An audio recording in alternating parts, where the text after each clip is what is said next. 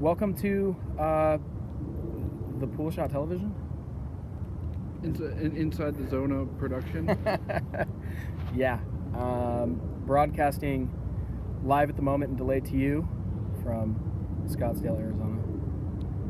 Jeff Weiser, Brian Morrison, and we are here for spring camp. We've been here for what, 5 days now?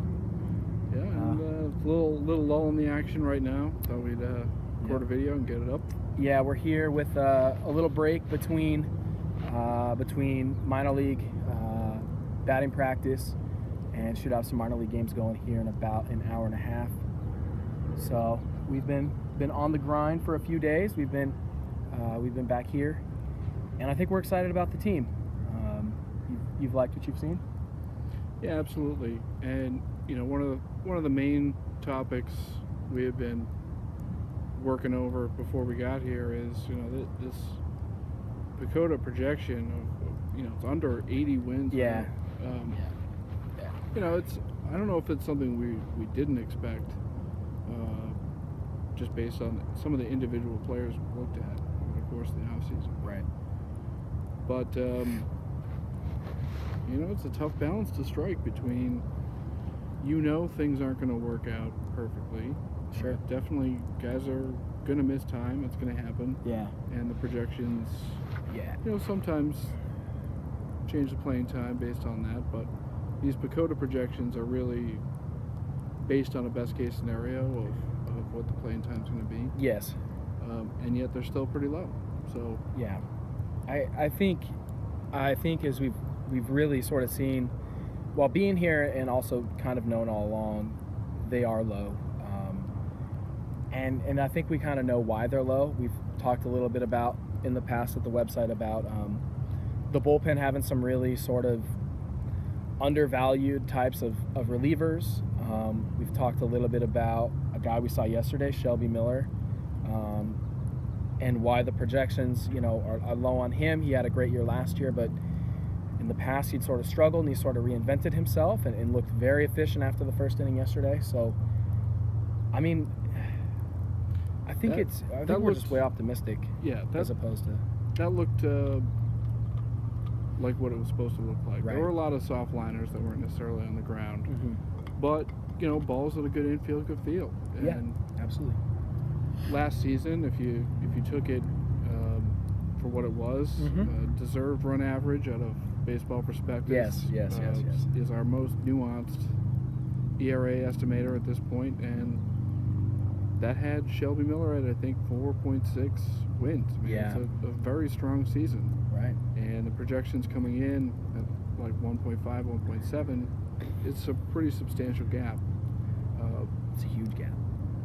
Arizona, you know, maybe we're not talking about, he's a 4.5 win pitcher, definitely this year. But if you had to guess whether Miller was going to be above 1.5 or below, everyone's taking the over. over. Who's taking the under on that? I mean, I don't know anyone that's, especially if you've kind of looked into what we've looked into and you've seen that his bump in production correlates with a change in pitch type, pitch usage.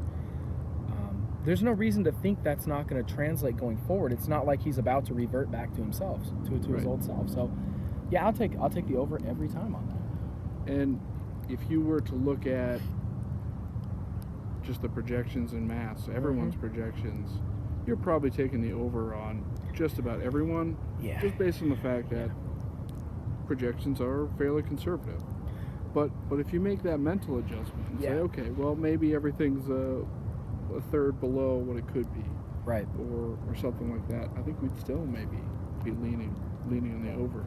If you called it 2.5 wins for Miller, that's where the over under for me lies. I mean, it's 2.5. Is he? I don't know. I'm probably still taking the over on that. I'm probably still taking the over on that. That's kind of maybe what I not mean. by a lot, but I'm. That's kind of what I mean. And so we know Brad Ziegler in particular has been worth 1.5, 2 wins for several seasons in a row, but still is getting projected under a half a win. Right. Right. You know, you had the piece. He explained that the projections are also not going to look at the way that Clippard goes about his business. Right. The way that Cole Mentor goes about his Right. business. And two guys that nothing's a sure thing, but right, and two guys that we've seen. I know Cole Mentor's had a little bit of a rough spring, but when we saw him, he pitched well. And we saw Clippard yesterday as well, and he was very efficient. So and it looks like it's hands off. It's letting Clippard do what Clippard does. Yep. Four seamers all the way, and yeah, absolutely. So, I mean, I see a lot of reasons kind of on the hitting side of things. Gene Segura has obviously had a monster spring. You know, I don't think either of us are going to suggest that he hits 550 this year. But what have I think you just did technically. Yeah. What have you maybe seen? What have you maybe seen this spring that you like from him? Well, I mean, he's been in the lineup like every day, so he has, and they're trying to get him work at second base in addition right. to shortstop. We saw him play shortstop yesterday for Miller. He can play the position, and so that's a projection that I kind of trust because the defense seems to be projected pretty accurately. Right. We'll see where he gets his playing time for the most part, but right. Which is maybe above all a Nick Ahmed question. Yep. I mean, he's going to play one of the two infield spots pretty much unless he suggests that he just can't, which I don't think is going to happen. So I think he's going to be an everyday player. The question, is, are the projections more unfair to? Wow, I can't do that on audio. We do it all the time. Just no one sees it. Yeah. Oh yeah, right. I'm just like. I see it sometimes, but not often. Are they more unfair to the Diamondbacks than they are to other teams? And the gut reaction is probably not. But at the same time, it's an unusual number of guys who maybe don't fit the projections that well. Yeah. Some of the guys we mentioned, but also just the fact that there are lots of players who have maybe a sum total of about 2 seasons if you add it all together. Mm-hmm. Yeah. And those are guys who, especially on the hitting side, have had some success. Right. But not enough of a prolonged stretch of success to not get that heavy dose of regression. Absolutely. And if there are an unusual number of those players, maybe that plays into. Yeah, I agree, and it's sort of, I think one thing that is easy to overlook is that the team is still incredibly young. The oldest everyday regular is going to be Castillo at 29. They're a young team, and with that youth comes kind of a lack of data for the projection system to really utilize. I mean, if they're looking back at the last 3 years, it's going to be difficult to project Nick Ahmed or a handful of guys. Like even a guy. I mean, they've been slow to embrace Peralta, to a degree. Right. Jake Lamb. Exactly. Like, how do you? If it's taking 3 years and weighting them, and even if it weights his most recent season most heavily, there are parts of the 2 minor league campaigns before that he was injured or missed time. He broke the hamate bone. It's like that's just not a good snapshot. And contrast that with a guy like Paul Goldschmidt. It's like I feel safe if they're projecting 5 WAR for Goldie. Yeah, and we're at 6. Right. I feel safe because I'm like, yeah, he's done it year in and year out, and like we feel good about that. But some of these other ones, there's more volatility built in, and I think the nature of the projection system is always to weight that volatility down as opposed to weight it up. Is it an unusual number up still? Is the I think so. Yeah, I think so. I think it is. And we're not talking about trusting a whole bunch of freshman seasons. We're talking about, there isn't really potential for Mm-hmm. sophomore slumps this year. We have that already. Nick Ahmed's probably not a sophomore slump candidate because if he slumped more than he did last year, he just doesn't play. He's probably not playing. Right. Chris Owings basically experienced that last year. Mm-hmm. It either goes up or it doesn't go up, and he doesn't play. Right. Pitt, Peralta, Lamb, all those guys have kind of played long enough for you to feel a little bit more confident. That they can build on it. I would agree, and I think there's so much reason for optimism. I mean, it's cliche and it's not the stuff we tend to focus on, but the guys do play hard. And they play notably hard, sometimes even opposed to their competition. And they take the extra base. There's balls that are probably normally singles that guys are sprinting into second to try to snag.